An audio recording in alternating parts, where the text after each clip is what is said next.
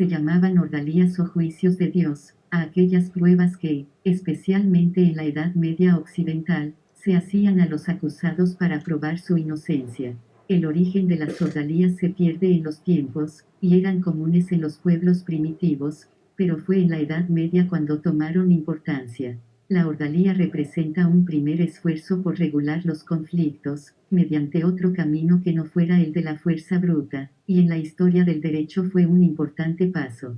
Hasta entonces, lo que imperaba era la ley del más fuerte, y si bien con la ordalía la prueba de la fuerza continúa, se coloca bajo el signo de potencias superiores a los hombres. Varios fueron los sistemas que se usaron en las ordalías. En Occidente, se preferían las pruebas a base del combate y del duelo, en los que cada parte elegía un campeón que, con la fuerza, debía hacer triunfar su buen derecho.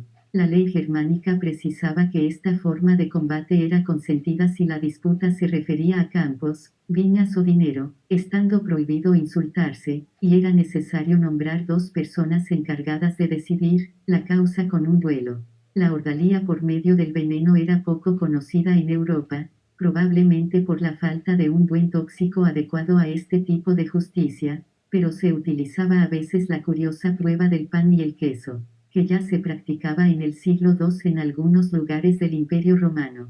El acusado, ante el altar, debía comer cierta cantidad de pan y de queso, y los jueces sostenían que, si el acusado era culpable, Dios enviaría a uno de sus ángeles para apretarle el gaznate, de modo que no pudiese tragar aquello que comía. La prueba del hierro candente, en cambio, era muy practicada. El acusado debía coger con las manos un hierro al rojo por cierto tiempo.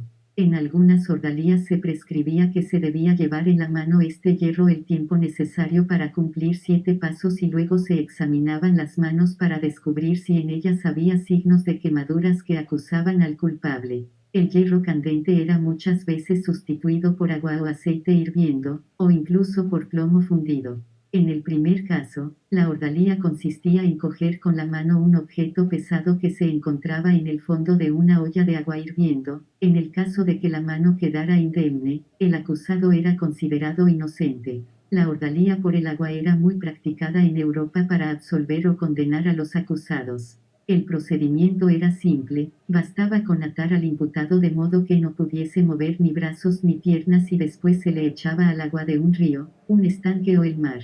Se consideraba que si flotaba era culpable, y si, por el contrario, se hundía, era inocente, porque se pensaba que el agua siempre estaba dispuesta a acoger en su seno a un inocente mientras rechazaba al culpable. Claro que existía el peligro de que el inocente se ahogase, pero esto no preocupaba a los jueces. Esta prueba se usó mucho en Europa con las personas acusadas de brujería. En todas las civilizaciones, las ordalías que tuvieron un origen mágico estaban encargadas a los sacerdotes, como comunicadores escogidos entre el hombre y la divinidad, y cuando la Iglesia asumió junto a su poder espiritual, el poder temporal, tuvo que cargar con la responsabilidad de una costumbre que era difícil de hacer desaparecer, y no pudiendo prohibiría bruscamente, se esforzaron en modificar progresivamente su uso, haciéndole perder su aspecto mágico, que la Iglesia consideraba demasiado vecino a la brujería. La ordalía fue practicada como una apelación a la divina providencia, para que ésta pesase sobre los combates o las pruebas en general, y los obispos se esforzaron en humanizar todo lo que en ella había de cruel y arbitrario. Durante la segunda mitad del siglo XII, se prohibieron los juicios del agua hirviendo, del hierro candente e incluso los duelos de Dios, y el Cuarto Concilio Luterano prohibió toda forma de ordalía a excepción de los combates. Pero no obstante estas prohibiciones, la ordalía continuó practicándose durante la Edad Media. Los defensores de la ordalía basaban su actividad en ciertos versículos del Antiguo Testamento, en los que algunos sospechosos de culpabilidad eran sometidos a una prueba consistente en beber una pócima preparada por los sacerdotes y de cuyo resultado se dictaminaba si el acusado era culpable o no.